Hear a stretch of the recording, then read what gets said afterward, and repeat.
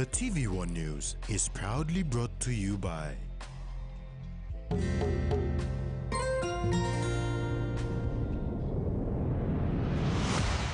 BSP, our bank, our people.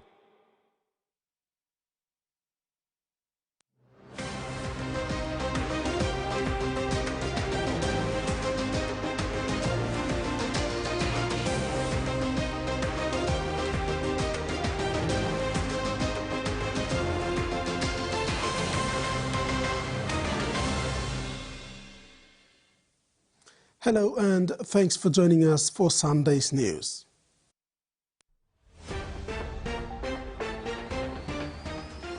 In this edition, final validation workshop held, Kerema women empowered, and Moses take home Pacific Cup.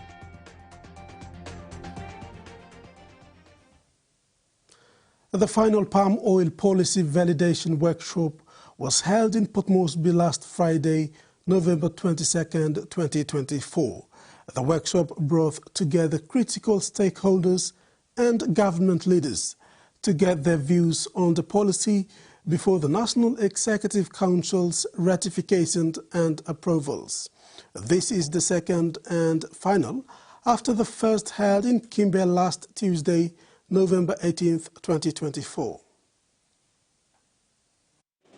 Oil palm is the third major agriculture crop with 14% of the annual export values and covers land area of 58,000 hectares, with estates having 33,000 hectares and smallholders 25,000 hectares, involving about 7,000 families.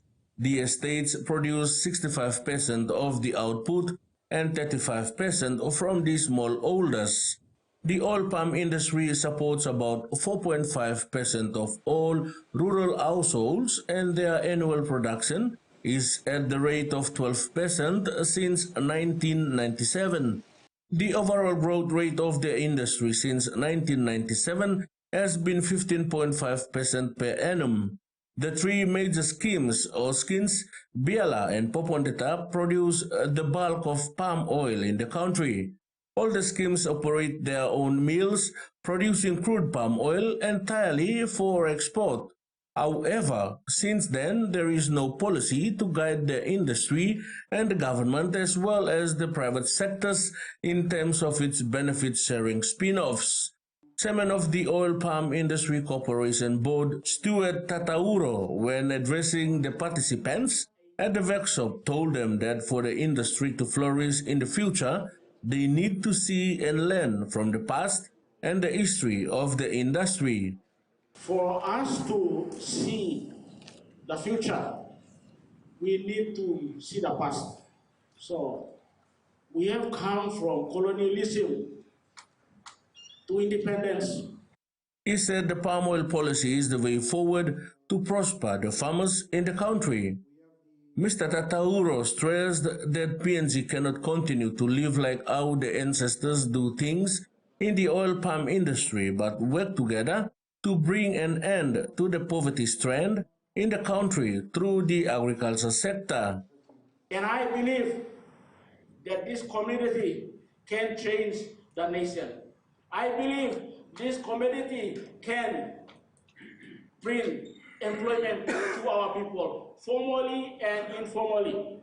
Minister for Oil Palm Francis Galia Maneke also supports the call by Mr. Tatauro, affirmed that this policy does not represent a shift away from collaboration with the private sector, but rather a reaffirmation of the government's commitment to work together towards mutual benefits.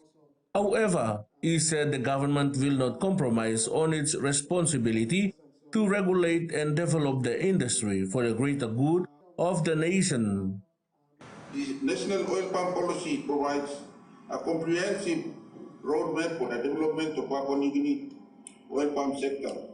Its objectives are clear: to empower smallholders, protect landowner rights, attract investment, and ensure sustainable practices development.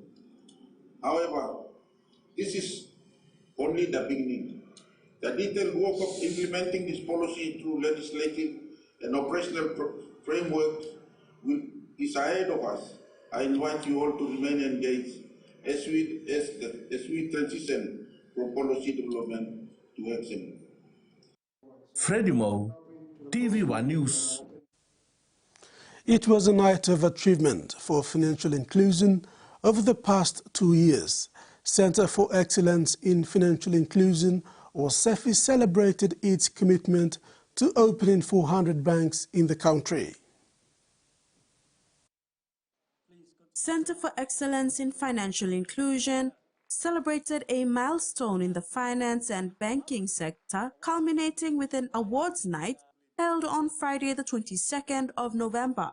A significant achievement mentioned by CEFI Executive Director Salie Ranasinghe was the opening of 400 banks, expansion of access points, and innovations.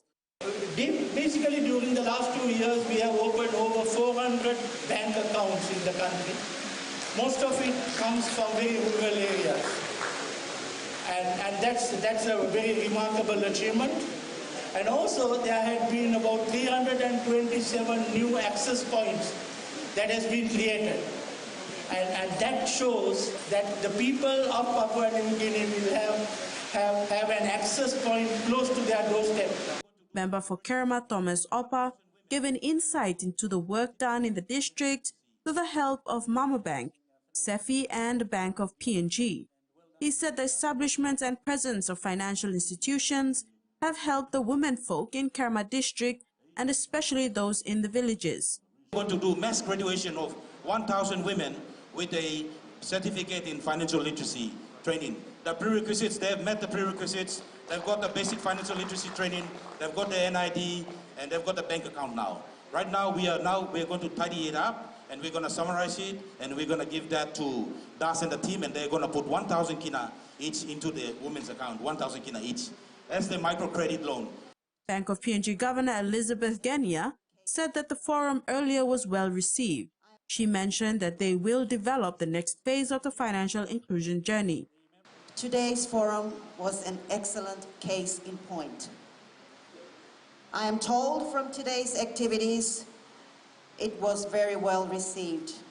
We will develop the next phase of our financial inclusion journey. But tonight, we will celebrate the outstanding achievements that have brought us to this point. Not just access to financial services, but the fostering of a culture of financial literacy and a real sense of empowerment among the people the financial service industry serves. Awards of recognition were given out in various categories, which include the Provincial Engagement Award, Media Engagement, Financial Inclusion Advocate, and many more. Banks in the country showed up to celebrate CEFI's achievement. Jasmine Irujak, TVWAN News. Kerema women are empowered financially right on their doorsteps, thanks to the member for Kerema, Thomas Oppa, Mama Bank, CEFI, and Bank of PNG. Now the women in Kerema have bank accounts, and over 800 of them have gone through financial literacy training.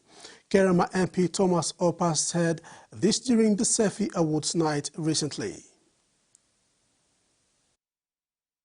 We did a launch in Kerema. We opened the branch, and about a month ago, I met Das, and I said, Das, give me an update. How many women have? What's your deposit like? He said the deposit is now over 497,000 in the last 5 months or so, and 600 women and men have opened their accounts. In the last 2 to 3 months, we Kerema district, we started training, basic financial literacy training. The curriculum and the module are provided to us by CEFI. So in the last 3 months, we have certified and trained 800 women. 800 women so far. We've already trained them. BSP Financial Group has successfully opened a new branch in Telefomin recently, offering customers better access to all banking services, including ATM services, after almost 40 years of limited banking options.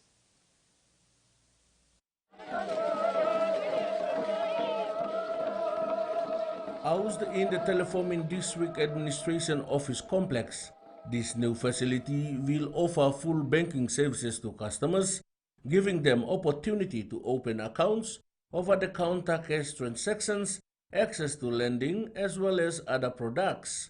To support the community after hours, ATMs are available for use by customers. BSP Group General Manager Retail Rones Dale attended the opening and said that BSP is proud to service customers in this remote part of the country. This upgraded branch eliminates those barriers. You no longer need to travel long distances to manage your financials. BSP is here to provide you all the banking services that you need right at your doorstep, right in your community. The BSP team was welcomed by the MP for Telefomin and Minister for Works and Highways, Solan Merisim. Merisim expressed his gratitude, reiterating that his people will now be able to access banking services without having to travel to Tabubil, Kiunga or Vanimo to do banking. This is a BSP bank by no nablong, sustainable yet. So was you man lo place in the cabinet deposit him cash money.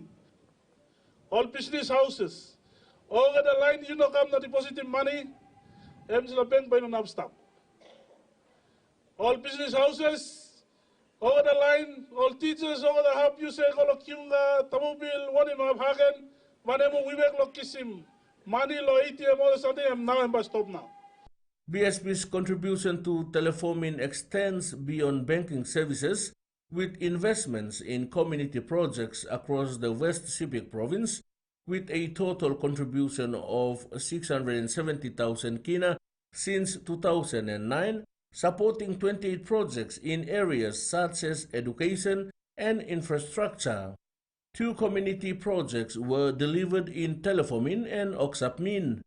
BSP remains committed to serving customers, support their growth, and look forward to building an enduring relationship with the people of Telefomin. Freddie Mo, TVWAN News. Telefomin district in the West Sepik province opened its headquarters at the Telefomin station recently. Named after the first MP, Wesani Iwoksim, the building also housed the Bank South Pacific and the District Finance Office.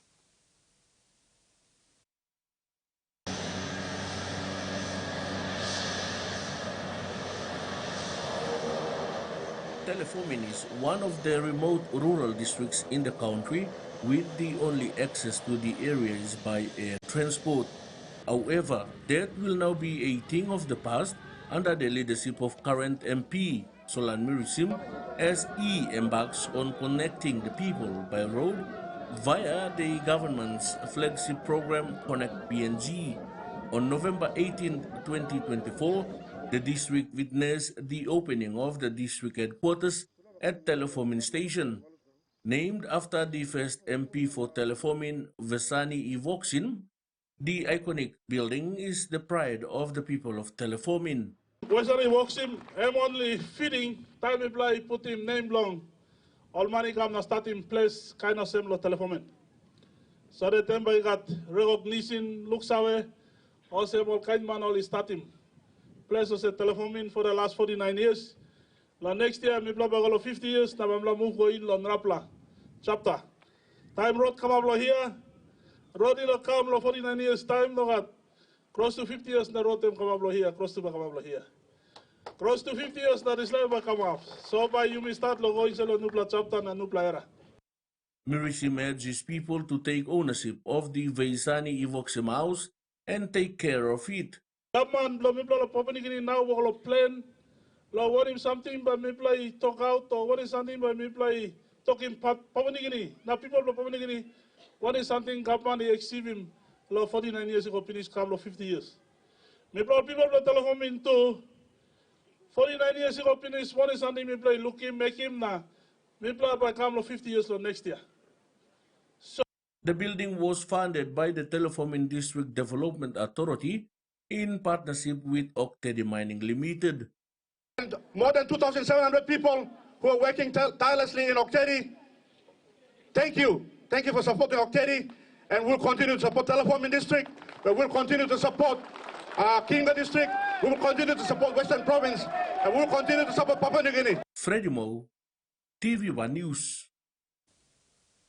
This is TVWAN News. We'll have news overseas when we return. Stay with us.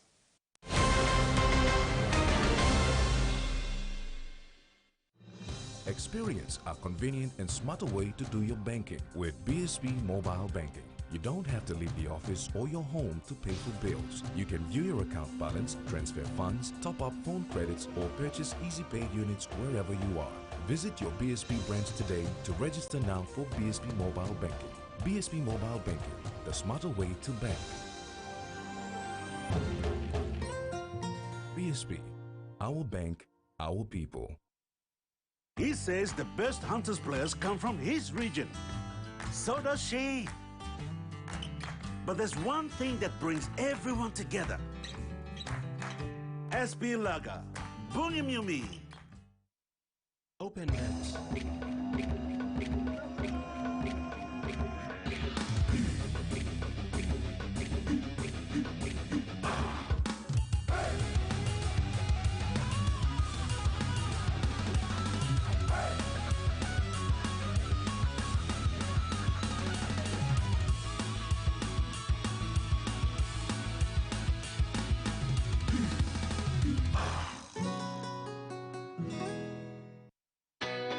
A true champion is measured by their courage, their determination, and their passion to never give up and to always keep trying.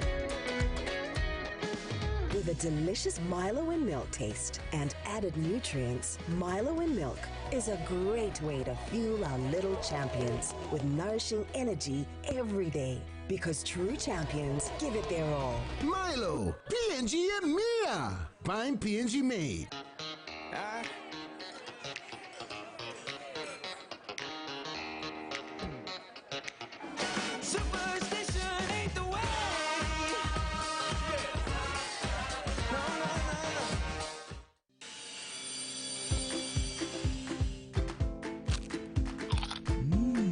Right across the nation, we eat snacks crackers.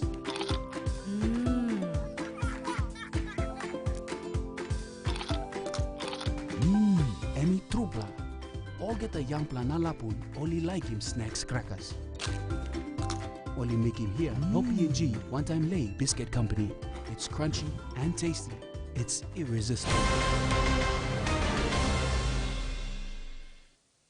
Thanks for staying with us. More than 130 protesters have been arrested after allegedly refusing to move away from the shipping canal leading into the world's largest coal port in Newcastle. The demonstrations are aimed at ensuring the government does more for the climate crisis.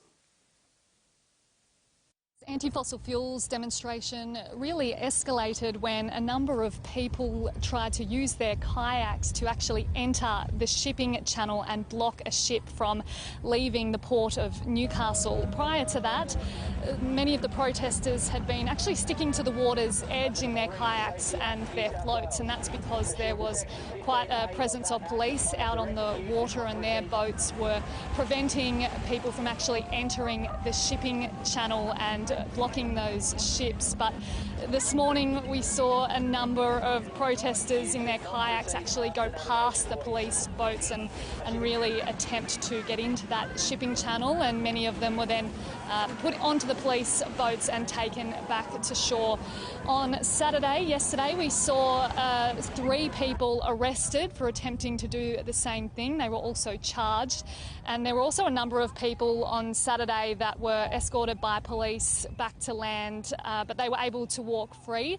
Among them was local health professional Peter Schofield. The government in its handling of the climate crisis is in my view, negligent. There are things that could be done to hasten our exiting from coal as a fuel. It's clear that the economic arguments don't really carry much strength. The reason the protesters are targeting this area is because Newcastle is home to the world's largest coal port.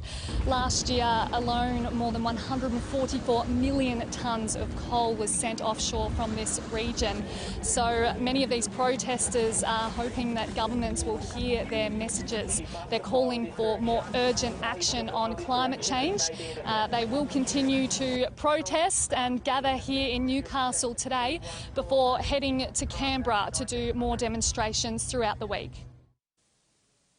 Threatened species on World Heritage List, Lord Howe Island are making a striking comeback. It comes 5 years after a multi-million dollars New South Wales government rodent eradication project. Now, rare ecosystems on the island 600 kilometres east of Port Macquarie are thriving. Summits at the southern end of Lord Howe Island are often veiled in mist, home to a rare island cloud forest supporting about 85% of the island's endemic plant species. Some plants over millions of years have evolved just to live on that summit. But the island's biodiversity has been under threat from rats and mice. In 2019, more than 350,000 rodents were eradicated. The bounce back since then of more than 30 threatened plant and animal species has been remarkable. We're just now 5 years later seeing the beginning of a renaissance of this island. The ground-dwelling Lord Howe Island woodhen, once on the brink of extinction, is now a common sight. Our woodhen numbers, they have gone from about 200 woodhens 5 years ago to over 2,000 woodhens now. Fifth-generation islander Jack Schick has scaled to the tallest summit, Mount Gower, more than 2,000 times, amazed by the transformation of the forest. Plants that are coming up, so the rats would have eaten all those seeds. The amount of birds that are coming back too, silver eyes, like your smaller birds in particular, silver eyes, golden whistlers, black-winged petrels, some of the seabirds, just unbelievable. Blowing me out of the water, I can't believe it. Here at the towering summit of Mount Gower, the cloud forest ecosystem is regarded as one of the most rare and fragile in the world. Scientists say Lord Howe Island is a barometer for climate change and the ability of species to adapt. As the world is warming up, often those clouds are disappearing. Places like the cloud forests are getting much drier, and they basically go into drought and can't exist anymore. Researchers are tracking temperature and vegetation changes in the cloud forest.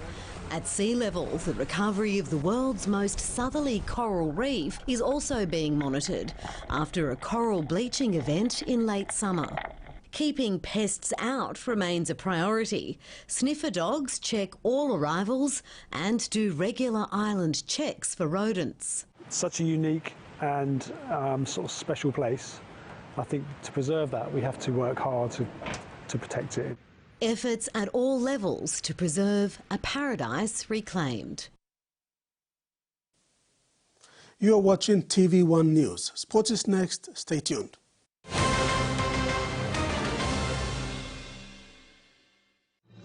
Experience a convenient and smarter way to do your banking with BSB Mobile Banking. You don't have to leave the office or your home to pay for bills. You can view your account balance, transfer funds, top up phone credits, or purchase Easy Pay units wherever you are. Visit your BSP branch today to register now for BSP Mobile Banking. BSP Mobile Banking, the smarter way to bank. BSP, our bank, our people. Hiya, Mama. You wait time, but me add him special flavor. Put in more flavor, put in more taste. Magical cuddle, get up and big smile on face. Time for kimchi and a great fumu too. Sip, sip, the moo, yes, magic on you. Maggi, the taste P&G loves.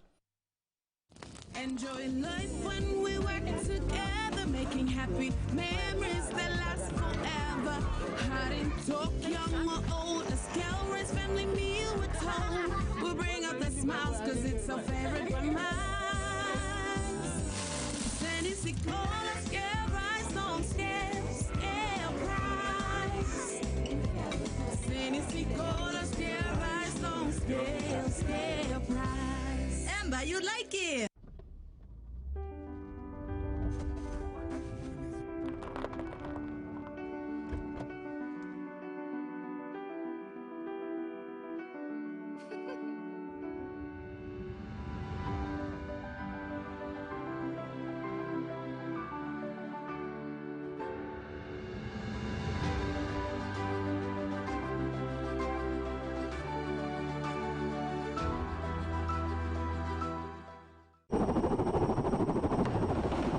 Rugby League is a powerful force that unites Papua New Guinea and develops our youth. Through partnerships with the PNG LNG Kumals, Grassroots Rugby League and Justin Olam, we aim to instill skills to last a lifetime. I'm community blue. When it's on you welcome, I'm a community. You must also community. When we invest in people, we invest in tomorrow's possibilities.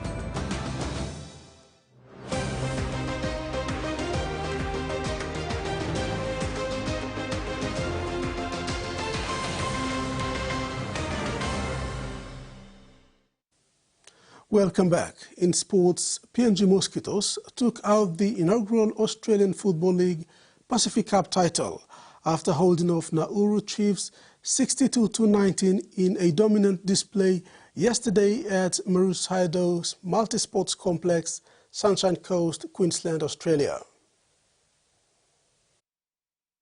David Severa's goal kick prowess helped the Mosquitoes to win the 2024 Pacific Cup title. The AFL PNG sensation had a great campaign as top goal kicker for Moses throughout the championship.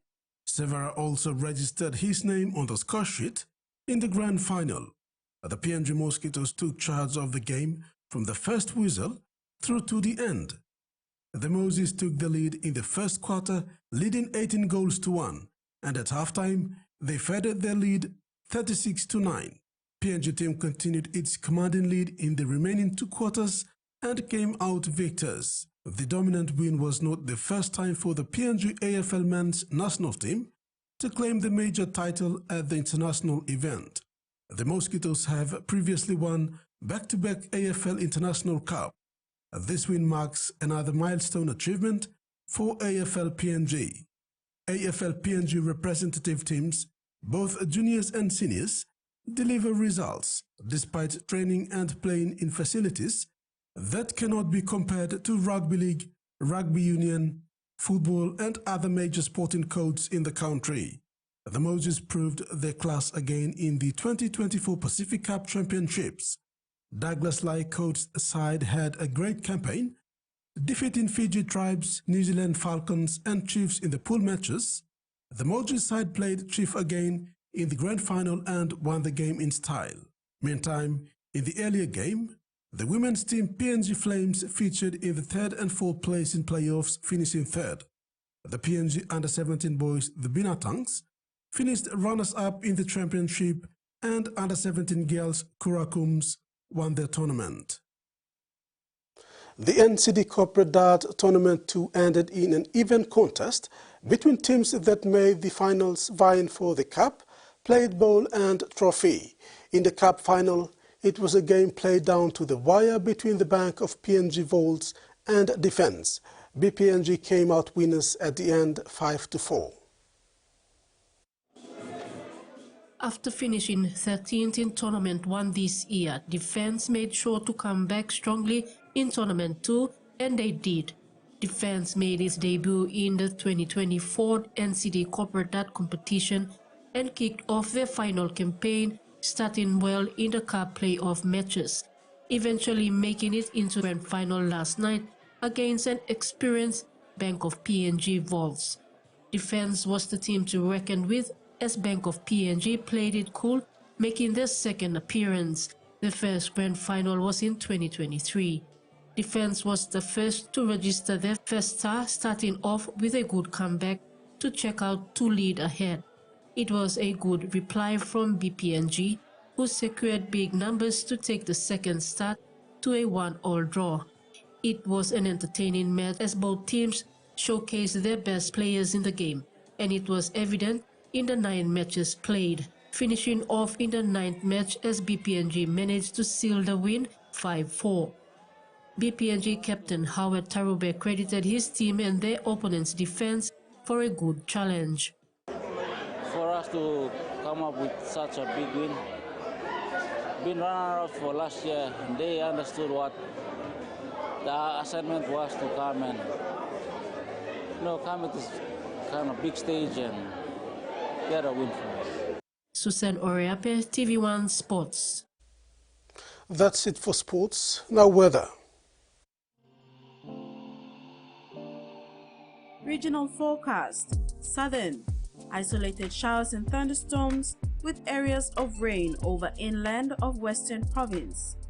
Mumase and New Guinea Islands region. Isolated showers and thunderstorms becoming scattered in the afternoon evening. Highlands region. Scattered showers and thunderstorms with areas of rain.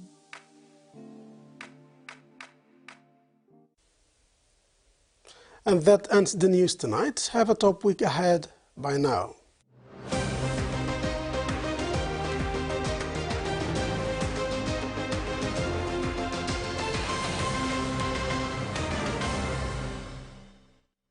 The TVWAN News was proudly brought to you by